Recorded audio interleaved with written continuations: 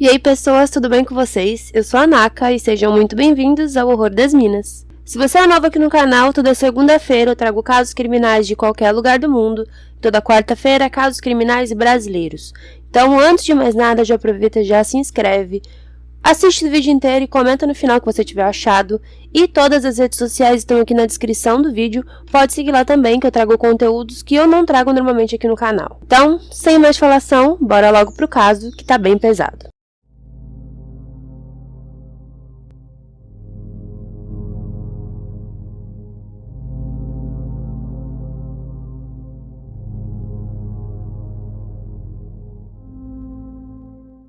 Ronald Joseph Dominic nasceu em 1964 em uma comunidade chamada Thibodaux, que fica entre Nova Orleans e Baton Rouge.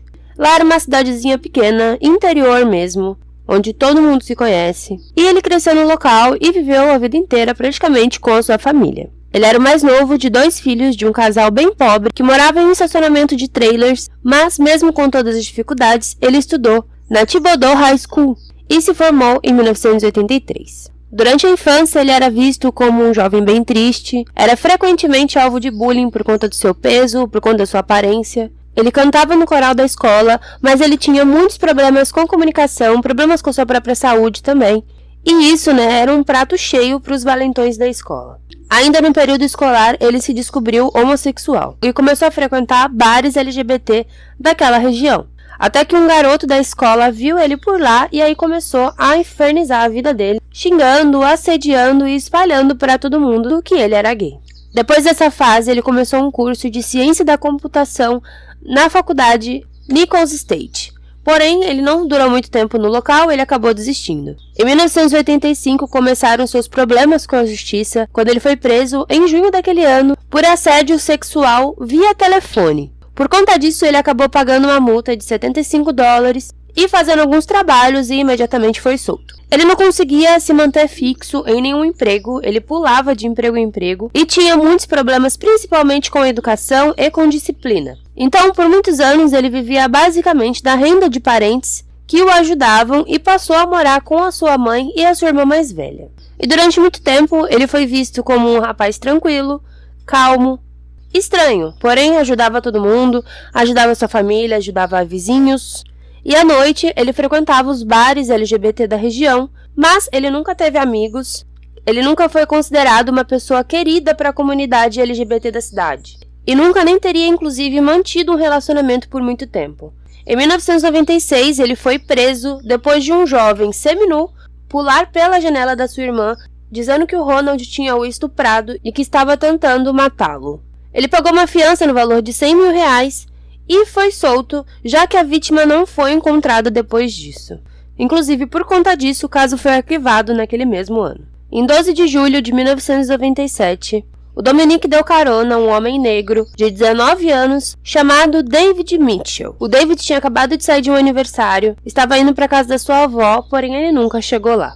No dia 14 de julho, o corpo do jovem foi encontrado em uma vala próxima a uma rodovia da paróquia São Carlos. Em seus pulmões havia água da vala, o que de início serviu como se ele tivesse morrido afogado. Porém, segundo a família do David, aquilo era impossível, já que ele era um ótimo nadador, e além disso, o David estava com as calças abaixadas até os tornozelos. Além disso, também não havia vestígio de trauma, drogas e nem nada do tipo. Depois dali, mais 2 corpos foram encontrados, bem próximo do local.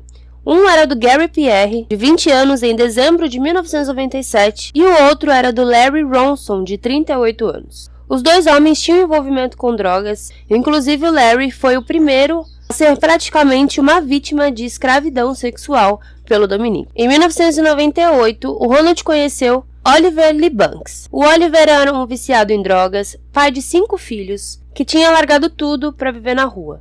O Oliver então trocou o sexo por dinheiro para sustentar o seu vício. Então Ronald e o Oliver tiveram ali o ato sexual, porém depois o Ronald espancou e estrangulou o Oliver até a morte. O seu corpo foi encontrado em Metairie no dia 4 de outubro daquele ano. Até o ano seguinte, o Ronald cometeu mais 5 assassinatos, sendo Joseph Brown, um jovem de 16 anos, viciado em crack que tinha acabado de sair da prisão. Ele foi atraído pelo Ronald até um caminhão, onde ele sofreu um dano diretamente na cabeça. foi espancado diversas vezes e foi estrangulado. Bruce Williams, de 18 anos, teve o mesmo fim trágico. O Manuel Reed, de 21 anos, ele ofereceu drogas ao Ronald em 1999 e foi estuprado e estrangulado. E teve seu corpo também jogado em uma lixeira. Angel Medea, de 21 anos, também era usuário de drogas, foi amarrado por uma corda e foi morto logo em seguida.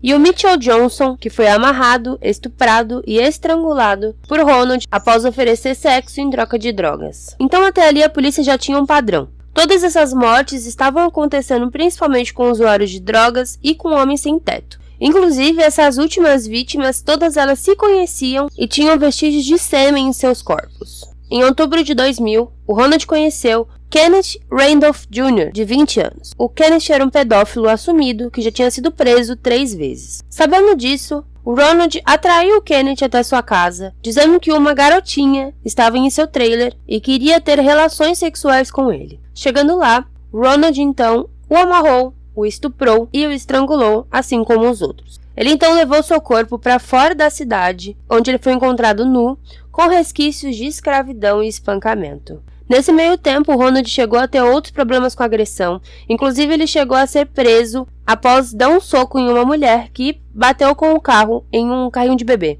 Mas depois ele foi solto, depois de ter feito as pazes com essa mulher, ter ficado tudo tranquilo e continuou cometendo seus crimes. Até 2005 foram relatados 23 vítimas, onde a maioria eram homens sem teto e usuários de drogas. Todas as vítimas foram mortas da mesma forma. Elas eram estranguladas, asfixiadas, espancadas e a maioria delas tinha sofrido violência sexual. E todos esses homens foram encontrados nus. Naquele ano de 2005 ocorreu também o furacão Katrina, e por conta disso muitas pistas, muitos corpos foram perdidos. Porém, em 2006, um homem chamado Rick Wallace teria procurado um agente estadual, dizendo ter sofrido uma tentativa de homicídio, após ter sido amarrado por um homem que teria o tentado matar. O rapaz conseguiu fugir do local, foi até esse agente e deu o nome de Ronald Dominic. A polícia então verificando todo o histórico do Ronald, sabendo que ele já tinha passagem na polícia, inclusive por agressão, por tentativa de abuso, por várias coisas que ele já deveria ter ficado preso antes.